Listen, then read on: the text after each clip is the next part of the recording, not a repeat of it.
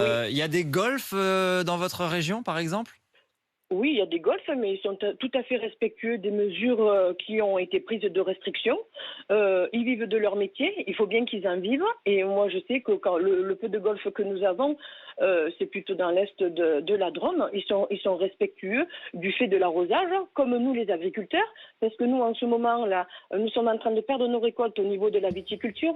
Nos maraîchers sont en train aussi de perdre, comme les céréaliers, leurs récoltes, parce que grâce aux écolos Mmh. et la OFB, on a fermé les canaux d'irrigation. On ne peut plus arroser respectueusement la nuit et on fait aussi mourir la faune et la flore. Il faut savoir que c'est les castors, les poissons, la libellule qui était protégée, qui est en train de mourir. Mais Où sont Sylvie, ces écolos? Nous sommes pardon où, Sylvie, là?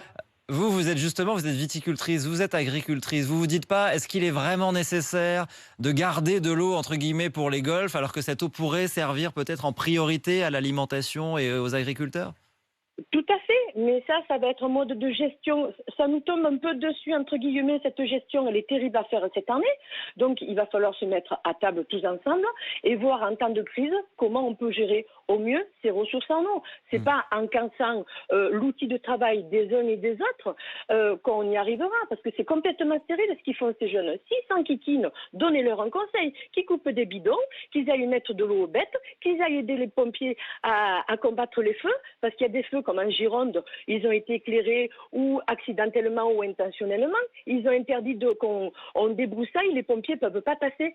Il y a des vingtaines de blessés chez les pompiers aussi. Est-ce qu'ils ont la tête sur les épaules? Je ne pense pas. C'est pas Mmh. comme ça qu'on gère une situation de crise.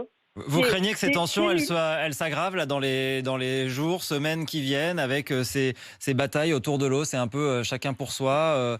C'est un Ben, peu. ça, Ouais. ce serait pas chacun pour soi si on s'asseyait à une table. De toute façon, là, le mal est fait. Il n'y a plus d'eau, il faut attendre qu'il pleuve. Hein. C'est pas en cassant le golfe, en venant nous enquiquiner, nous, avec nos réserves d'eau, les agriculteurs qui nourrissons la planète, qu'on va s'en sortir. Parce que ça, c'est stérile. Après, on s'assoit. Il va falloir faire peut-être des réserves d'eau souterraines. Il y a du travail à faire. Donc, qu'ils prennent un stylo, qu'ils prennent leurs petites mains au lieu de dégrader un stylo, un papier, et qu'ils couchent leurs idées et qu'on se rencontre.